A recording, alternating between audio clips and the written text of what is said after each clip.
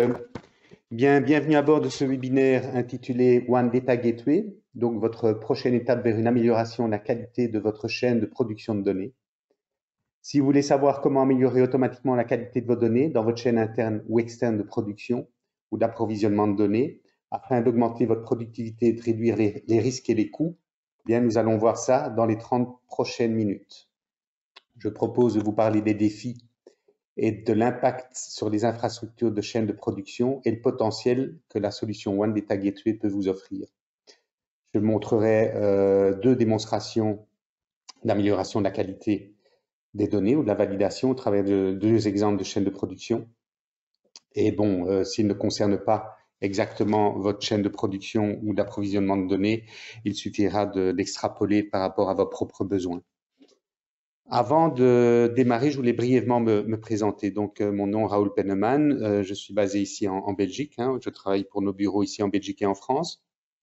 J'ai travaillé dans l'industrie géospatiale depuis plus de 20 ans et j'ai rejoint il y a 6 ans la société OneSpatial comme business developer et principalement sur le marché francophone et dédié à la gestion des géodonnées en amont de leur exploitation. Alors, je voudrais signaler, puisqu'ici on va parler d'automatisation de processus d'amélioration de données, je vous signale également que suite au rachat de Geomap Imagis en mai 2019, nous avons également une compétence dans une chaîne de production en Tunisie et donc, sachant que l'automatisation ne permet pas de tout solutionner, nous avons aussi la capacité d'apporter des manipulations manuelles, donc de valider des données manuellement ou le reliquat de données qu'il resterait après l'automatisation, puisque le but n'est pas d'automatiser 100%, il y a toujours un reliquat et ça prendrait trop de temps de fabriquer des règles pour résoudre les quelques problèmes restants. On les marque et notre chaîne de production ou vous-même pouvez les améliorer manuellement. Voilà. J'espère qu'il n'y aura pas de problème technique suite au fait qu'on est tous confinés chez nous. Donc, il y a un peu de dépendance du débit du réseau Wi-Fi. J'espère que ça ira. Les coordonnées complètes apparaîtront à la fin de ce webinaire et donc nous pourrons également avoir des échanges en regardant la liste de vos questions. J'y répondrai par la suite. Et éventuellement, après le webinaire, vous aurez donc mes coordonnées et vous pourrez me contacter à tout moment. Voilà, dans ces 30 minutes qui suivent, nous allons donc aborder les sujets suivants. Hop. Je ferai un rappel des concepts de One Integrate, puisque c'est le socle de One Integrate et le socle de One Data Gateway. On regardera le challenge du partage des données à travers ces chaînes de production et d'approvisionnement de données. Je présenterai One Integrate, sa modularité, puis One Data Gateway, les bénéfices, et nous partirons sur deux démonstrations live pour les relevés de terrain d'agences cartographiques et la compréhension des données sur les accidents pour des opérateurs d'infrastructures autoroutières. Il y a peu de données pour que ça aille rapidement, puisqu'on est en mode démonstration. Le but n'est pas d'attendre devant l'écran. Après, je regarderai la liste de vos questions et j'essaierai d'y apporter une réponse. Mais avant ça, vite un petit rappel, petite piqûre de rappel sur la société OneSpatial. Donc, je ne vais pas décrire ici l'écran, je vous laisse le regarder. Mais donc, nous sommes une organisation qui fournit des solutions, des services et des produits au secteur public et privé afin de les aider à extraire de la valeur de leurs données spatiales et non spatiales. Qu'il s'agisse de définir une stratégie sur leurs données, une meilleure gouvernance de leurs données, les aider dans la capture, la validation, la transformation, ou la gestion de leurs données. Donc, nos solutions, notre expertise et nos produits vont aider les organisations du monde entier à automatiser la façon dont elles fonctionnent, en fin de compte, en les aidant à accroître leur compétitivité. Alors, pour cela, nous allons utiliser notre moteur de règles, One Integrate. Je rappelle donc qu'il est breveté. Et donc, il va permettre de fabriquer des règles et d'automatiser le processus de déroulement de ces règles pour faire des rapports sur la qualité de vos données, les nettoyer, les marquer, mais également des processus de transformation que nous ne verrons pas nécessairement ici, mais donc de l'appariement, de l'intégration, de l'agrégation et de l'inférence, qui n'ont pas été dans les deux exemples de démonstration que je ferai, ce sera plutôt de la validation de la qualité des données, mais tout ce que l'on peut mettre en place dans une session de règles de One Integrate, on peut y accéder via le portail One Data Gateway, et également de la simplification et de la généralisation. Tout ça, One Integrated, on configure ça à travers des interfaces web facilement accessibles, la solution étant sur votre serveur ou sur un serveur hébergé. Alors vite, une petite piqûre de rappel également sur visuellement ce que l'on peut faire avec One Integrated, donc valider la qualité des données, que ce soit des géométries, que ce soit de la topologie, un modèle de données, que ce soit les attributs compris dans vos données. Donc, on va pouvoir identifier ce qui n'est pas conforme, le marquer, et s'il y a une logique, le corriger automatiquement ou le marquer pour une correction manuelle. On va pouvoir faire du recalage de fond de plan ou de réseau. On va pouvoir faire de l'alignement de vecteurs au bord, frontières, bord de feuille. On va pouvoir travailler également sur des systèmes LRS, donc linéaires, point kilométrique, point de référence, en calibrant votre réseau, en validant que votre réseau linéaire correspond à vos points kilométriques, points de référence dans votre base de données. On va pouvoir faire de la conflation, de l'apparition de données disparates, donc récupérer un jeu de données géométriques correct ou plus intéressant ou géré par une autre organisation et pouvoir transférer toutes ces informations attributaires vers ce réseau géographique, donc faire un mélange de deux types de données, les vôtres et celles d'une organisation pour en tirer le meilleur. On va pouvoir faire automatiquement des plans de pause, de signalisation de chantier. C'est aussi quelque chose de très pratique et d'extrêmement consommateur en temps qu'on va pouvoir automatiser. De l'inférence, déduction de géométrie, donc sur des réseaux par exemple d'eau, de conduite, on va pouvoir déduire en fonction de règles, en discutant avec le client, des nouvelles géométries, ici une centaine de règles pour déterminer la jonction entre les conduites principales et l'habitation. Au carrefour, ça devient de plus en plus complexe, et bien tout ça peut être automatisé, donner un taux de confiance, partir sur le terrain avec une information cartographique déduite et l'améliorer sur le terrain. Donc il y a vraiment un gain de temps par rapport à, et un gain d'argent par rapport à partir sans ces données-là et ouvrir toutes les chambres de regard pour savoir où passe une conduite. Et puis, cohérence d'adresse, il est certain qu'on a beau avoir un beau réseau SIG, souvent on veut le relier à son ERP, comme SAP par exemple, si la correspondance des adresses par rapport à vos infrastructures n'est pas correcte et qu'un adresse matching par le texte ne suffit pas, on peut exploiter la géographie, le géospatial, pour vérifier que les connexions entre un point adresse et vos infrastructures sont correctes et donner un taux de confiance également. Et enfin, de la schématisation de réseau, par exemple, pour lequel on va simplifier les conduites. On va écarter les conduites trop proches, on va écarter les hydrants, les vannes, les équipements qui sont trop proches également. Tout ça va pouvoir être fait à travers des règles. Pourquoi je remets ici une couche sur les capacités du produit? C'est parce qu'au niveau capacité, on va pouvoir l'exploiter d'une manière différente dans One Data Gateway en l'exposant à vos fournisseurs de données pour qu'eux-mêmes puissent valider leurs données, mais éventuellement faire tourner des process de transformation de leurs données avant qu'elles n'arrivent chez vous. Donc, je le rappelle, One Integrated, solution serveur, se connecter aux données, créer des règles, créer des actions, les ordonnancer dans une session, et une fois que c'est là, c'est automatisable, mais j'ai besoin de me connecter à mes données, et en retour, le processus, je le recevrai sous forme de rapport ou dans mon tableau de bord propre. Mais si j'expose le tout sous One Data Gateway, eh bien, je vais pouvoir fabriquer des projets, un projet ici pour la cartographie d'une ville, un projet écologique, etc.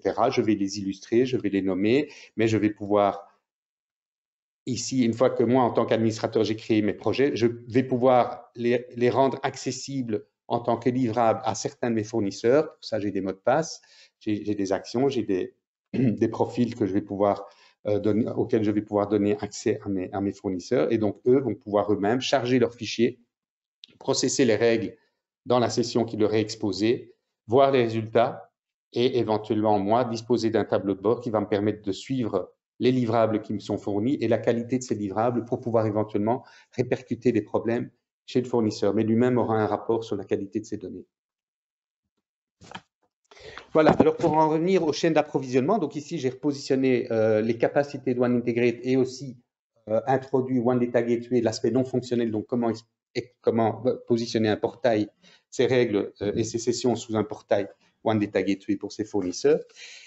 Et donc, le défi des chaînes d'approvisionnement, c'est qu'il y a plusieurs acteurs au sein d'une entreprise ou à l'extérieur d'une entreprise. Donc, on sous-traite en général au sein de l'entreprise, dans une équipe ou à l'extérieur à ses sous-traitants l'approvisionnement de tes données pour sa chaîne de production.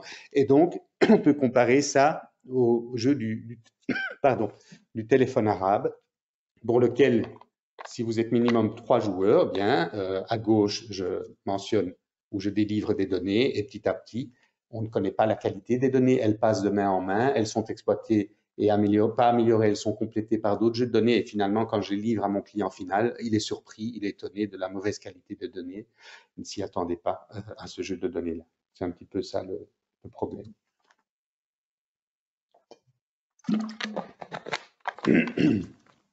Alors, le défi.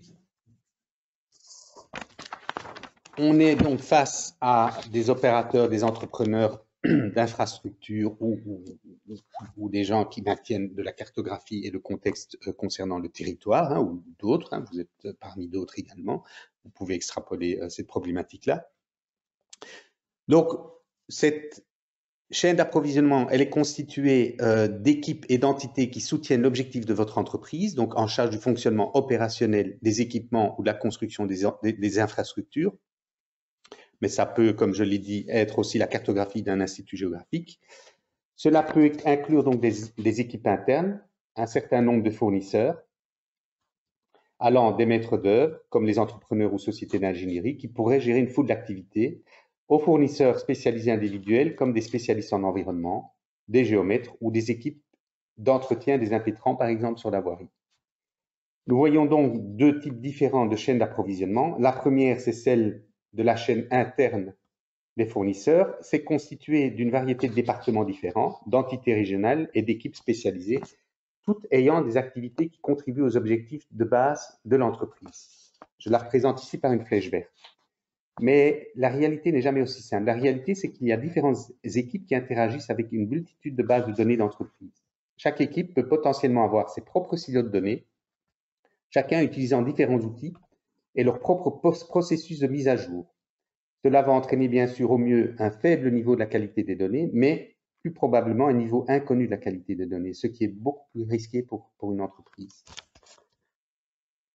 Bon, on est ici dans le premier exemple d'une chaîne de fourniture de données internes, mais bien souvent, elle est de nature externe. Donc, à ce moment-là, dans les échanges internes qu'on voit ici et qui causent des problématiques parce qu'ils sont nombreux, on va s'attaquer, une fois qu'on ira chercher des prestataires externes, à une problématique encore plus complexe puisqu'on ne sait pas le niveau de qualité des données qu'on va leur fournir et de ce fait, la restitution des données que eux vont nous fournir, on ne connaît pas la qualité non plus.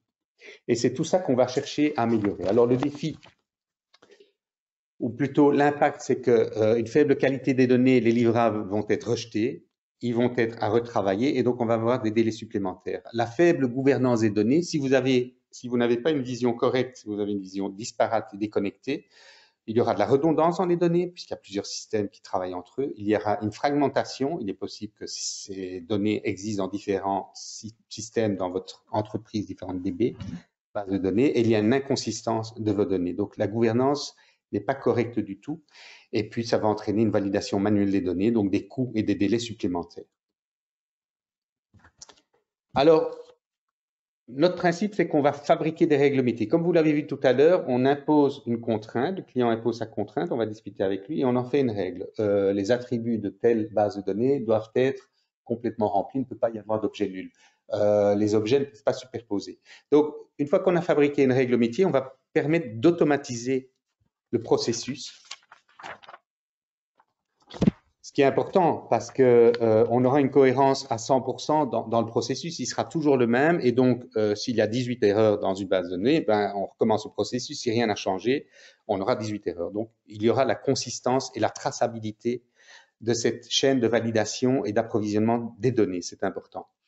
On encode des règles, ça veut dire que petit à petit on fabrique son patrimoine de règles qu'on va pouvoir exploiter pour d'autres problématiques et donc on partage sa connaissance, c'est encodé et c'est fait dans un système facile, flexible et documenté. Donc il y a vraiment un échange et un partage de la connaissance et ce n'est pas un code compris sur un PC qu'on gère soi-même et qui n'est pas partagé. On va cibler le problème type, comme je le disais, on va d'abord résoudre le maximum de problèmes et c'est certain qu'on produit un rapport sur la qualité de données dans lequel on stipule les erreurs restantes, on va pouvoir en corriger certaines, mais donc celui qui approvisionne votre base de données va peut-être recevoir un rapport avec un pourcentage d'erreur qu'il va devoir manuellement corriger. On ne va pas nécessairement faire des règles jusqu'au dernier carat pour corriger ces erreurs-là, mais donc il va participer manuellement à cette correction. Et donc, vous avez des preuves, c'est-à-dire que si le fournisseur de données dit « Ah, mais non, moi, mes données, elles sont exactes, j'en ai la preuve », non, vous pouvez lui fournir vraiment ce rapport avec des objets qui sont non conformes. Pourquoi? Et donc, ça va permettre de créer une confiance dans votre chaîne de production et donc de pouvoir discuter avec vos fournisseurs. Et donc, ensemble, avec le client, on va identifier donc les contraintes, on va pouvoir mettre en place une chaîne de validation des données et on va pouvoir travailler ensemble parce que les interfaces sont extrêmement intuitives, conviviales et donc, que ce soit pour fabriquer les règles entre collègues ou au sein de la société ou pour les exposer vers les fournisseurs, le système non fonctionnel, c'est-à-dire l'interface, le portail, tout ça est extrêmement convivial pour valider, améliorer et transformer vos données. Alors, comme je le disais, ici, c'est une action, donc une règle pour faire justement un exemple que je montrerai tout à l'heure, des objets géométriques sur les accidents ne sont pas positionnés sur la voirie. Ben, il va falloir d'abord faire de la conflation, c'est-à-dire les ramener sur la voirie pour qu'on sache exactement sur quelle voirie il y a eu autant d'accidents qui sont compris dans les attributs de la base de données. Ces règles et ces actions, on va les mettre sous forme d'actions, de sessions ici. Et ces sessions, c'est justement celles-là qu'on va aller chercher dans One Data Gateway pour les exposer à ses fournisseurs. Donc, ce qui est intéressant, c'est qu'en utilisant ces règles métiers sur la qualité de données, on va vraiment isoler chacun des producteurs de données ou des acteurs, et donc ils passeront par une interface et un portail qui, lui, est maîtrisé, qui lui est consistant, qui lui est automatisé, pour que chacun cherche ses données, obtienne un résultat et parte éventuellement avec des données à corriger, tandis que moi, l'utilisateur final ou celui qui a commandé les données, je vais pouvoir les intégrer automatiquement dans ma base de données maître, mais je connaîtrai au moins la qualité des données et je ne prendrai que celles qui sont corrigées à 100%, qu'elles aient été corrigées manuellement pour les 2% qui restent par mon fournisseur, mais au moins je lui aurai donné un rapport. Donc les défis, c'est qu'on a des données de localisation inexactes, on a des lenteurs dans le processus, on a des livraisons qui sont reçues dans des formats complexes, multiples, etc. Je peux aussi imposer mes formats. J'ai des fenêtres de livraison qui sont très courtes et je suis lié à des amendes contractuelles. Donc, si j'offre un portail cloud qui est configurable en fonction des normes concernant mes données, si je le fais par des règles métiers automatisées que je peux appliquer à chaque soumissionnaire et que je leur fournis un rapport des non-conformités, eh bien, à ce moment-là, et un système évolutif, c'est-à-dire que très rapidement, je vais pouvoir exposer des nouvelles règles dans des nouvelles sessions, mais aussi modifier les règles en fonction de nouveaux paramètres de conformité imposée par l'État, par exemple, eh bien, à ce moment-là, j'ai quand même une solution, un portail qui va être extrêmement performant et facile à utiliser. Et on verra tout à l'heure un portail de conflation pour les incidents de voirie, des accidents de voirie. Voilà, je vais montrer un exemple pour un institut cartographique où là, j'ai juste un fournisseur externe à qui je demande de digitaliser ou d'aller relever des bâtiments sur le terrain. Et puis, je vais moi-même lui offrir la possibilité de charger ces données dans One Data Gateway et moi de valider ces données-là automatiquement puisque j'ai fait une session de validation pour ces données-là. Donc, on va aller maintenant sur la démonstration. Donc, nous avons encore 10 minutes, donc c'est assez rapide, hein, vous allez voir, puisqu'il y a peu de données. Donc, je suis sur un portail, ça veut dire que je me log avec mon mot de passe parce que dans ce cas-ci, je suis un fournisseur de données et j'ai accès à un projet pour lequel cet institut cartographique, ici situé à Malte, m'a autorisé l'accès. Donc, ce projet, on verra après comment donner accès à différents projets. Ce projet, il est ici. Donc, bon, j'avais déjà fait des soumissions de données, mais ici, je vais faire une nouvelle soumission de données. Donc, New Submission. Donc, je vais, à ce moment-là, charger les bâtiments pour lesquels j'ai été sur le terrain faire un relevé. Voilà. Donc, la deuxième phase, une fois que les données sont chargées, c'est, enfin, du moins non, il charge les données, il me confirme que les données ont été chargées et que les objets correspondent bien ou les champs correspondent bien à ceux attendus par mon client et on peut éventuellement revoir ça. Hein. Donc ici, je peux éventuellement building survey convient bien à building upload, etc. Donc, pardon, là, ici, j'ai les différents champs, ils correspondent bien ici à ces champs-là, mais je pourrais très bien faire un mapping différent si les sources de données sont d'institutions différentes et que chacun utilise peut-être un nom différent parce que je suis dans un projet transfrontaliers et que les champs sont de noms différents en fonction de la langue. Donc, je continue. Et à ce moment-là, commence le process sur la session que j'ai exposée à mon fournisseur. Donc, il ouvre les données, il applique des actions qu'on peut voir ici. Donc, voilà, il me dit que un polygone building ne peut pas superposer un building existant. J'ai une non-conformité. Il me dit que je ne peux pas avoir des vertex doubles. J'ai 8 conformités, donc visiblement mes objets ne sont pas bons. Il me dit qu'un building ne peut pas se superposer à lui-même. J'en ai 5.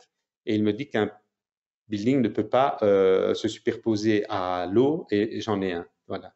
Il me fait également des validations sur des attributs. On verra tout à l'heure ce que ça veut dire. Mais à ce moment-là, je peux exporter mes résultats au format PDF. Et donc, ce qu'on a vu tout à l'heure, il est directement visible ici.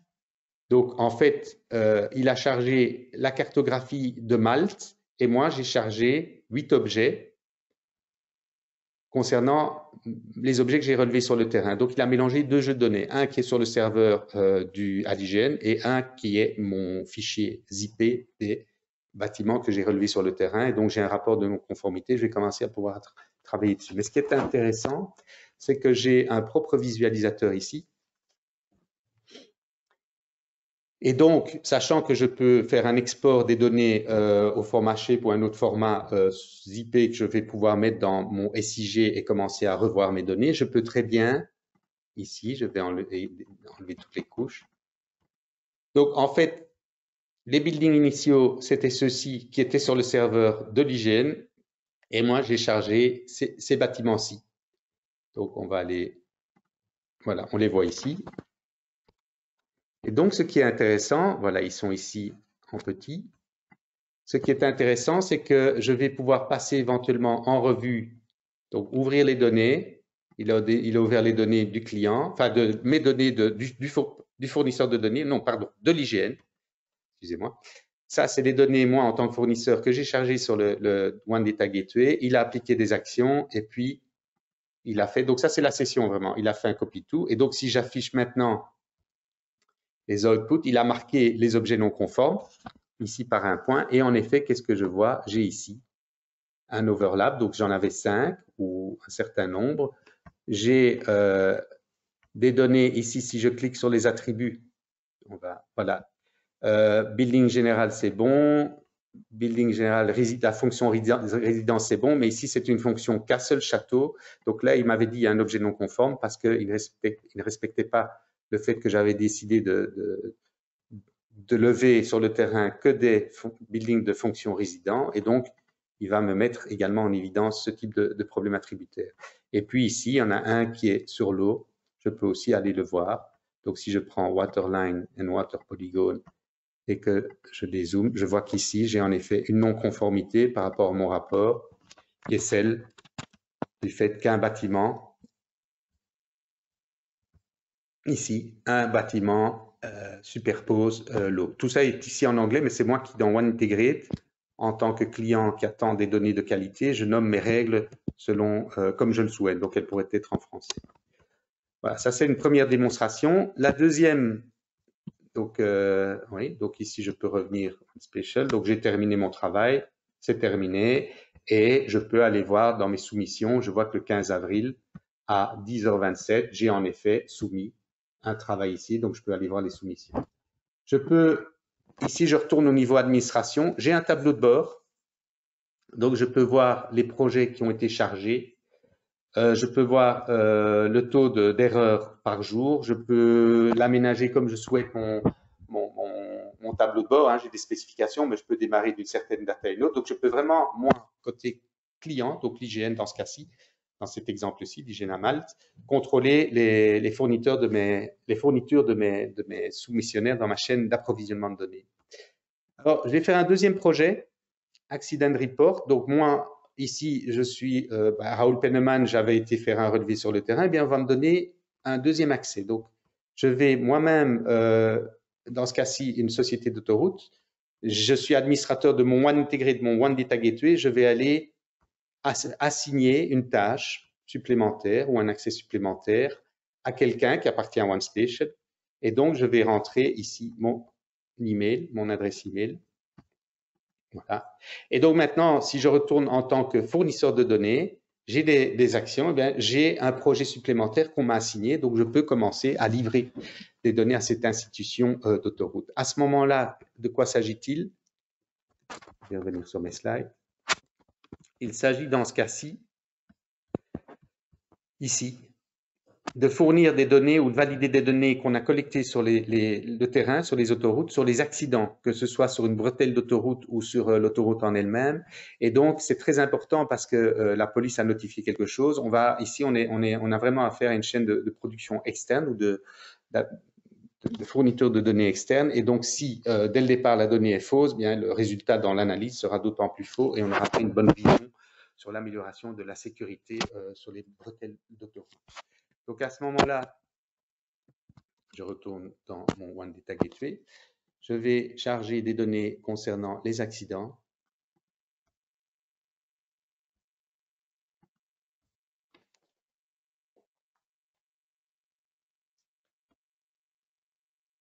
Voilà, elles sont chargées. Je vais pouvoir aussi revoir le schema mapping, mais si je suis sûr, il m'aurait indiqué quand un champ ne correspondait pas ou ne matchait pas avec la base de données cible. Je vais continuer. Donc, à ce moment-là, il ouvre de nouveau deux jeux de données, mon jeu de données sur les accidents et le jeu de données sur les voiries. Il applique des actions. Donc, voilà.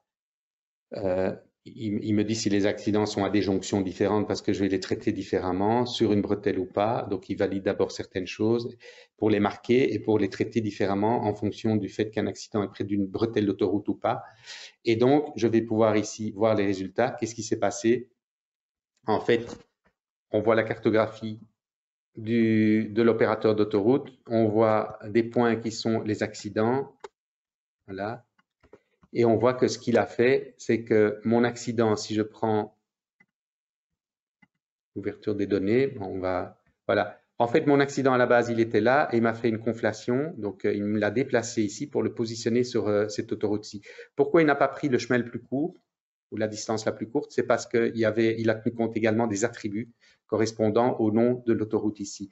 Ici, c'est le plus proche. Donc, la plupart sont les plus proches des bretelles d'autoroute, par exemple. Mais donc, on a aussi tenu compte de l'information attributaire pour être sûr ici de le ramener sur cette bonne voie d'autoroute et pas sur l'autre. Donc, j'ai la possibilité de voir le résultat. J'ai la possibilité d'exporter également ces résultats vers mon SIG en téléchargeant un fichier de format SIG. Voilà. Et j'ai bien sûr mes résultats PDF qui, dans ce cas-ci, sont des transformations. Mais donc, on voit qu'il a processé un certain nombre d'objets concernant la cartographie du client, enfin du client, oui, mon client à qui je fournis des données. Mais donc, dans ce cas-ci, on a validé 72 objets qu'il fallait repositionner sur les bons axes d'autoroute ou les bonnes bretelles d'autoroute.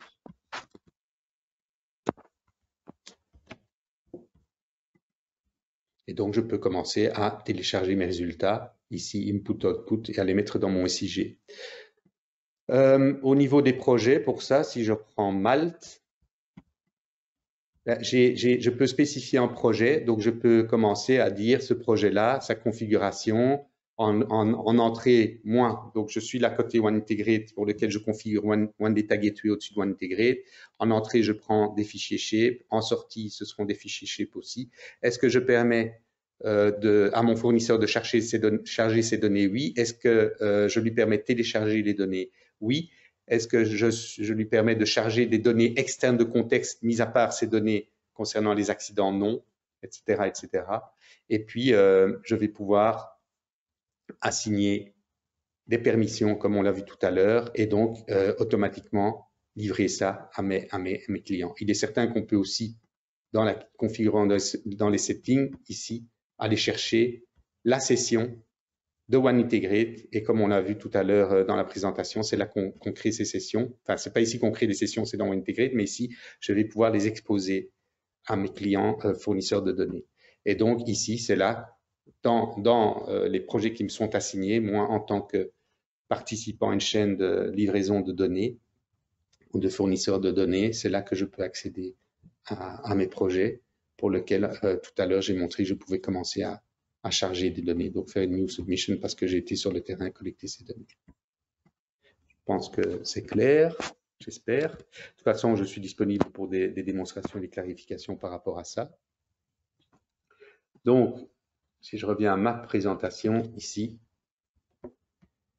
on a passé en revue les deux démonstrations qui concernaient un usage entre deux opérateurs, mais ici une participation d'un opérateur pour la validation des données des accidents sur les autoroutes à travers Data Gateway. Et donc, on voit qu'on va pouvoir réduire les coûts parce qu'on a vraiment mis en place une chaîne simple d'approvisionnement de données, ou du moins de la validation de la qualité des données et aussi de la fourniture des données à travers cette solution, ce portail cloud ou hébergé chez soi.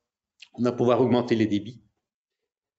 Et puis, on va réduire les risques puisque les données seront correctes. On va réduire la qualité des données sera estimée correctement. On va vraiment pouvoir réduire les risques liés à un projet d'approvisionnement de données.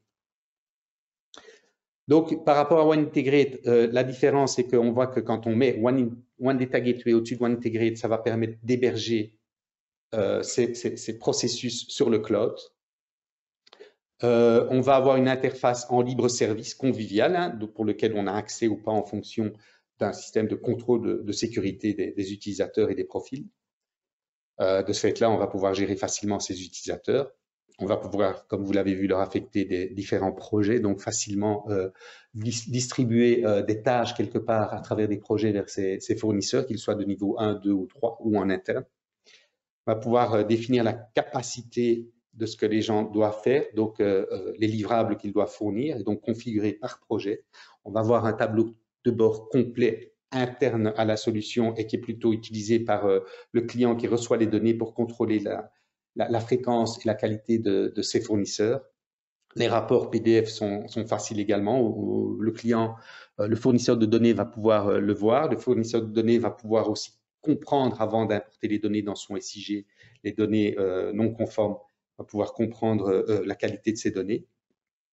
On va pouvoir donc faire une meilleure gestion logistique de sa chaîne d'approvisionnement de données. Et vous l'avez vu, moi je ne suis pas technique, mais donc très facilement, sans formation, on va pouvoir comprendre le produit, petite explication, et se lancer dedans sans problème de formation. Donc on peut s'adresser vraiment à des gens qui vont se focaliser sur la collecte de données et leur offrir une interface extrêmement conviviale.